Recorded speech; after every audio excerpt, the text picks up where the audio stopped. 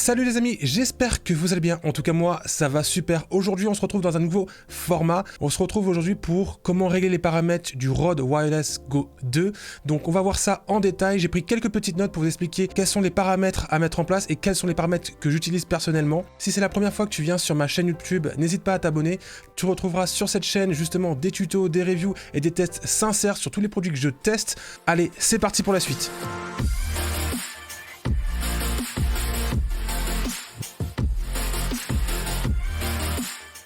Donc comme vous pouvez le voir, on se retrouve sur mon PC. Donc tout d'abord, je tenais à dire que ce produit, ça fait un petit moment que je le teste, que je fais des paramètres, que je me renseigne comment il fonctionne. Donc on se retrouve tout de suite sur mon PC. Alors avant de commencer ce petit tutoriel, il vous faudra Rode Central. Donc tout simplement, vous allez sur le site Rode officiel, vous allez sélectionner le produit Wireless Go 2 et tout simplement vous cliquez, vous recherchez la fonction Download, vous téléchargez le logiciel et l'installez sur votre PC. Comme d'habitude, je vous recommande de télécharger tout ce qui est logiciel sur les sites officiels pour pas avoir de problème sur votre ordinateur et tomber sur des pubs intempestives quand vous installez quelque chose qui ne vient pas du site internet propriétaire. Le logiciel est très bien, j'ai un avis assez objectif là-dessus. J'ai utilisé pas mal de logiciels sur d'autres dispositifs, que ce soit micro ou pas mal d'autres choses. En gros, le logiciel est très bien conçu. Pour ma part, pour avoir une version V2, pour upgrader un petit peu tout ça, j'aurais bien aimé justement d'avoir une page internet, une page ou justement une application sur téléphone, parce que j'ai pas envie de forcément soit de me trimballer avec mon portable ou mon ordinateur pour à chaque fois programmer, déprogrammer mes micro-cravates, avoir quelque chose justement plug and play sans avoir besoin d'installer d'application sur mon PC serait été plutôt intéressant. Vous allez me dire, mais oui, après une application sur téléphone, pourquoi pas? Le désavantage que je trouve d'avoir une application sur téléphone, c'est qu'il aurait fallu programmer un par un, tandis que là, je branche mes 3 appareils et ça fonctionne. Il n'y a pas besoin de faire sélectionner comme un, comme deux. C'est automatique et ça, c'est super. Enfin bref, passons à la suite. Donc tout d'abord, ce qu'il faut savoir, c'est que dans l'ancienne vidéo unboxing, je vous ai montré les 3 câbles USB. Donc j'utilise les 3 mêmes câbles USB parce qu'ils sont assez courts et ça n'encombre pas du tout mon espace de travail. Donc je vais brancher directement les 3 devices. Donc voilà, j'ai mes 3 dispositifs de brancher sur mon ordi, on va ouvrir Rode Central. Donc ce qui est très bien sur ce logiciel, c'est qu'il n'y a pas à attendre de le faire un par un, on branche directement les 3 dispositifs dans l'ordre qu'on veut, il n'y a aucun problème, et il va faire la mise à jour automatiquement, donc ça c'est une très grande force, et sur le logiciel on va retrouver pas mal de petits détails qui font la force de Rode sur cette programmation. Donc comme vous pouvez le voir, on va retrouver justement les 3 dispositifs qu'on a sur notre PC. Donc on va retrouver le TX1, TX2, et le RX, donc TX5, TX2, c'est comme vous avez compris, c'est le transmetteur, donc le micro-cravate. On va avoir la version du firmware, le niveau de batterie et bien sûr la petite icône qui nous dit à quoi ça correspond. Et ça franchement c'est rien pour vous, mais sur certains logiciels que j'ai déjà testé auparavant, on avait juste le produit et le numéro de référence sans icône, donc il fallait repérer la référence du produit au niveau du boîtier. Donc là c'est simple, c'est clair. Qu'est-ce qu'on va retrouver? Donc avant d'entrer dans la programmation des dispositifs, on va voir ce qu'on a dans les paramètres. Donc on a au niveau de l'apparence, on a justement 3 modes, donc dark, light ou auto. Donc il faut savoir que mon PC est réglé en mode dark automatiquement, donc je suppose que Rode Central fait un switch et met automatiquement si on a mis en dark ou en light. Moi personnellement je préfère en dark et c'est plutôt pas mal. Moniteur out, donc qu'est-ce que ça veut dire? C'est-à-dire que le moniteur de sortie. En gros, moi j'ai pas mal de dispositifs, c'est ce qui va vous permettre justement de choisir la sortie audio du logiciel. En gros, ça veut dire quoi? C'est que au niveau du logiciel, quand vous allez écouter ce que vous avez record sur les micros, va justement transférer la musique sur quelle sortie audio. Et vous avez le Reset Factory et le kit. Tout d'abord, on va commencer par programmer le micro-cravate. Je vais vous détailler à quoi ça correspond. On va passer à la programmation du TX, donc du micro-cravate. Tout simplement, là, il va charger s'il a un enregistrement ou pas. Donc, il charge le contenu du micro-cravate. On va retrouver un enregistrement qui est là. Si vous avez fait plusieurs enregistrements, ils seront classés par ordre croissant par rapport à la date. Ensuite, au niveau de la programmation, voilà ce qu'on va retrouver dans les paramètres du wireless. Donc ce qu'il faut savoir, c'est que la première fonction, qui est la fonction record, il y a 3 options différentes. Donc vous avez la fonction always, qui est toujours, la fonction backup et la fonction off. La première fonction, qui est la fonction always, en fait, dès que vous allez allumer votre micro-cravate, tout simplement, il va enregistrer. C'est-à-dire qu'il n'a pas besoin d'avoir le récepteur en marche pour commencer un enregistrement. Donc imaginons que si vous êtes sur un tournage et que malheureusement votre cadreur ou celui qui prend la prise de son oublie d'allumer le récepteur, et vous êtes sûr d'avoir justement votre record qui est toujours là. Ou typiquement quand vous êtes en face cam, comme je le fais actuellement, tout simplement c'est que si vous avez votre micro-cravate ici et que vous avez oublié d'allumer le récepteur du côté de la caméra, vous avez justement la fonction always qui enregistre en interne au niveau du micro-cravate. Donc ça, c'est un point fort. La fonction Always, justement, elle vous permet d'utiliser votre micro-cravate comme un enregistreur indépendant. Donc ce qu'il faut savoir quand vous mettez la fonction Always, c'est que la qualité d'enregistrement, c'est en qualité Broadcast Quality, c'est non compressé. C'est-à-dire que en format audio compressé, le micro-cravate peut enregistrer jusqu'à 40 heures d'enregistrement, mais en format non compressé, il est limité jusqu'à environ 7 heures d'enregistrement. Selon vous, est-ce que 7 heures ça vous suffit pour un tournage? Moi personnellement, quand j'utilise soit en fast cam ou pour faire des vlogs, je trouve que 7 heures ça suffit amplement. Je rentre chez moi, je vide mon enregistreur et limite j'ai un enregistrement sur ma caméra, moi si on fonctionne en mode vlog, mais en tout cas sachez que vous avez 7 heures dans cette fonction là d'enregistrement audio interne sur le micro cravate. Ensuite le deuxième mode record, nous avons le mode backup. Donc qu'est-ce que c'est que le mode backup? En gros, on a la possibilité justement de mettre en recording la qualité en standard, donc c'est-à-dire en mode compressé, ou la qualité en mode non compressé. Donc la différence va se jouer déjà sur une qualité audio en l'exportant. Surtout, ça va se jouer aussi sur la capacité d'enregistrement. Comme je vous l'ai dit, donc en non compressé, on a 7 heures d'enregistrement possible sur le micro-cravate, et en compressé, on a jusqu'à 40 heures. Donc c'est à voir selon vos besoins. Comment ça fonctionne? Tout simplement, c'est que dès que vous allumez votre micro-cravate, il va attendre que le récepteur soit allumé pour commencer à faire un backup. Si jamais votre signal tombe, c'est-à-dire que vous avez une perte de connexion, en fait, il va continuer à enregistrer sur votre micro-cravate. Là, justement, ça vous permet de dire, bah voilà, je fais un enregistrement uniquement quand mon enregistreur est en fonction. Et quand vous éteignez manuellement votre récepteur, il va envoyer le signal à votre micro-cravate pour dire, bah voilà, j'ai éteint manuellement mon récepteur, tu peux t'arrêter de faire ton backup. Donc c'est assez facile d'utiliser. Et ensuite, la troisième fonction record, c'est la fonction off, donc c'est-à-dire qu'il ne se passe rien. Donc la moindre erreur ou d'enregistrement ou quoi que ce soit, bah, vous n'avez pas justement cette partie de sauvegarde. Là, vous allez me dire certainement, d'accord, mais ça veut dire qu'à chaque fois que j'enregistre sur mon micro-cravate, il faut que j'efface et tout. C'est un peu embêtant, ça fait double travail.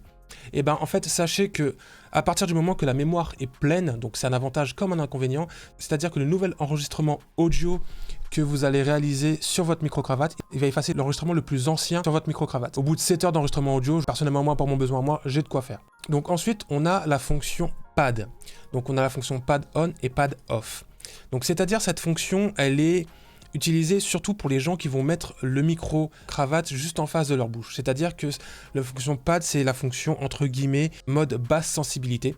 En gros, pour ceux qui ont l'habitude de prendre leur micro-cravate en vlog et le mettre juste devant la bouche, il faut activer cette fonction-là. Donc moi, je vais la laisser en off. Cette fonction pad fonctionne à la fois sur le micro qui est sur le dispositif, mais aussi sur la prise 3.5. Pour ceux qui ont vraiment l'habitude de mettre le micro en face de leur bouche, je conseille d'utiliser cette fonction. Ensuite, on a la fonction LED. Donc, à quoi correspond cette fonction LED? En fait, c'est au niveau des voyants des dispositifs, c'est-à-dire que vous pouvez voir, vous avez deux fonctions, donc bright, c'est-à-dire que c'est la lumière à fond, et dim, c'est ce qui va vous permettre justement de diminuer la luminosité de votre petite LED.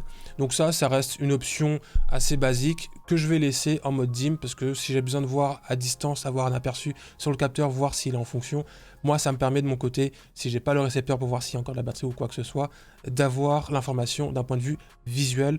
Donc ça c'est selon vous, selon votre utilisation. Le dernier point pour la partie setting, on a justement la partie bouton. Donc à quoi ça correspond? À l'arrière du dispositif, on a un bouton où on a 3 fonctionnalités.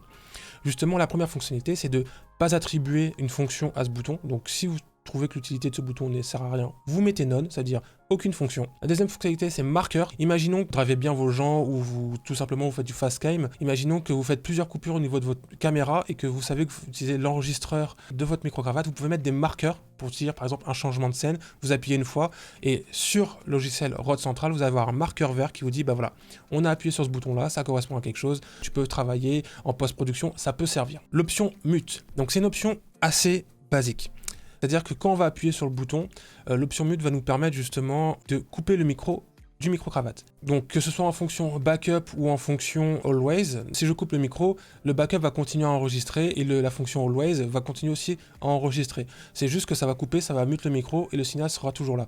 Donc pour moi, ça peut être utile si vraiment je maîtrise à 100% l'appareil. Je peux le mettre pour moi en face cam, mais par exemple, si je mets des micro-cravates sur des gens, bah, rien nous dit qu'on est à l'abri que la personne appuie par inadvertance sur le micro mute. Et si j'ai pas quelqu'un qui est derrière l'audio, qui vérifie que j'ai tout le temps mon signal audio, et bah, ça devient un peu plus compliqué à ce niveau-là. Et il faudra refaire l'ensemble de la prise parce que ça coupera le micro à la fois sur le backup, mais aussi sur le récepteur. En tout cas, j'ai pas assez de retour de l'expérience, donc je vais laisser sur l'option marqueur pour voir si, quand je vais le mettre sur des gens ou pas, le bouton est suffisamment utilisé. Et si je vois à l'avenir que le bouton marqueur n'est pas utilisé sur mes records, c'est-à-dire que je pourrais mettre l'option mute et si je fais des interviews, je peux mettre en off une des deux personnes. Donc voilà, donc pour la partie transmetteur, je vais utiliser ces paramètres-là. Always pour avoir un backup qui est constant, même si mon récepteur n'est pas allumé. Le pad off, parce que moi je n'ai pas l'habitude de mettre le micro juste en face de moi, donc sauf pour le Shure, parce qu'il faut vraiment, encore là il est un petit peu éloigné, mais il faut vraiment le mettre en face de la bouche. On va dire là, je suis à une distance de 1 point entre le micro et ma bouche. Il faudrait mettre limite un peu plus près, mais là pour l'instant pour ce petit tuto là je trouve que ça suffit amplement. Donc dites-moi dans le commentaire ce que vous en pensez. Le LED dimmer, c'est pour avoir un truc tout simplement visuel. Si on est dans l'obscurité, que les LED gênent, je mets un peu un dimmer pour justement pour atténuer la luminosité. Enfin le bouton qui est programmable, je mets l'option marqueur pour l'instant. Je sais pas si à l'avenir ça va m'être utile, mais en tout cas c'est là, c'est un bon point. À la suite, on va retrouver justement l'heure, la date, etc. Il faut savoir que quand vous faites un enregistrement audio, justement vous regardez votre backup, dès que vous avez un petit drapeau rouge, c'est-à-dire que votre signal est tombé ou qu'il y a une coupure entre votre récepteur et votre émetteur, vous vous rendez compte que il vous manque quelques mots ou il vous manque pas grand-chose au niveau de votre signal, vous pouvez utiliser justement votre fonction backup, prendre l'élément qui vous intéresse justement pour l'exporter et l'utiliser dans votre enregistrement audio. Mais en tout cas, si vous voulez savoir comment marche l'export, n'hésitez pas à aller voir cette vidéo-là, je l'ai expliqué la dernière fois, donc je ne vais pas répéter pour ceux qui l'ont déjà vu cette vidéo, mais ceux qui ne l'ont pas vu, n'hésitez pas à voir ici. Donc maintenant, on va se retrouver pour la partie paramètres du récepteur. Donc la partie où il y a un petit peu plus de choses à voir. Donc là, la backlight, donc ça va être au niveau de la lumière, donc si vous mettez on ou off. Ensuite, on va retrouver le mode d'affichage du gain. Donc on a deux possibilités sur cette catégorie, donc soit le mode sensible, donc fine. On peut avoir justement la partie qui va nous intéresser, donc avoir quelque chose d'un peu plus intéressant en termes de dB, d'avoir les dB qui vont s'afficher, ou un mode un peu plus grosso modo, où avoir justement low, medium ou high, donc bas, moyen ou haut pour justement l'affichage de gain. Bon, moi personnellement, je préfère avoir un gain en chiffres, c'est beaucoup plus parlant pour moi. Après, c'est selon les goûts, selon les couleurs, chacun peut prendre ce qu'il veut. Ensuite, on a le mode split ou merge. Ce qu'il faut savoir, c'est que le mode split ou merge fonctionne avec le mode safety channel. Je vais tout d'abord expliquer à quoi correspond le mode safety channel. Donc imaginons que vous faites un enregistrement dans un milieu que vous ne maîtrisez pas tout ce qui va être audio autour de vous. Dans la rue, dans une pièce où vous n'avez pas forcément la connaissance de comment ça se passe en termes audio. Tout simplement, le mode safety channel va vous permettre de faire un deuxième enregistrement à moins 20 dB. Si vous avez un gros bruit, que votre son que vous avez enregistré au niveau de votre micro-cravate n'est pas potable, vous avez, grâce au Safety Channel, un mode d'enregistrement à moins 20 dB qui va vous permettre en post-production de réaliser justement un raccord qui va vous permettre de garder votre enregistrement. Au niveau du signal, comment ça se passe? Donc le TX1 qui est le premier micro-cravate et le TX2 qui est le deuxième micro-cravate va envoyer chacun leur signal sur le côté droit et le côté gauche de l'enregistrement. Donc comme vous pouvez voir ici sur l'icône, c'est assez simple quand je l'explique avec une image. Ensuite, la fonction merge va fusionner justement ces deux signaux pour avoir qu'une seule et unique bande sonore. Et ça va fonctionner avec le Safety Channel. Personnellement, je vais préférer fonctionner avec le mode merge pour avoir justement cette partie Safety Channel parce qu'il peut arriver qu'il y ait un mauvais réglage ou une erreur d'enregistrement, comme vous avez pu le voir la dernière fois dans mon autre vidéo. Donc je vous la remets juste ici et en description si vous ne l'avez pas vu. La fonction Safety Channel m'a permis justement d'avoir un rendu audio dans le backup qui a sauvé la prise et qui m'a évité de refaire un deuxième tournage. La dernière fonction sur ces paramètres-là, on va retrouver le bouton qui peut être programmable. Il y a deux options, donc marqueur ou backlight. Moi, je vais mettre en backlight parce que si je veux éteindre le retour, donc ça, c'est très bien. Au niveau de la batterie, comme je vous l'ai dit, on a 7 heures d'autonomie. Par rapport à l'enregistrement compressé ou non compressé, on a environ 30 minutes de rabattement, donc c'est pas ça qui va vous perturber pour le choix de vos programmations. Quand le voyant batterie commence à clignoter sur votre dispositif, c'est-à-dire que la batterie est basse, et s'il commence à clignoter de plus en plus rapidement, c'est-à-dire que la batterie est très basse.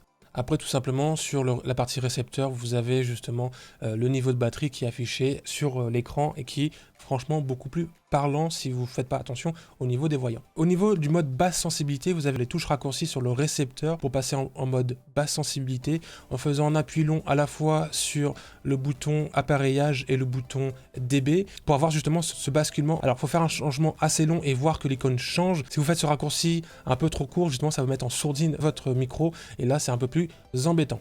En tout cas les amis, j'espère que cette vidéo vous a aidé à comprendre comment fonctionnait Rode Central avec tous les petits détails. Si vous avez des questions, n'hésitez pas à les mettre en commentaire, j'y répondrai certainement. Si vous aimez cette vidéo, n'hésitez pas à la partager et à mettre un petit pouce bleu. En tout cas, on se retrouve la prochaine fois pour de nouvelles vidéos.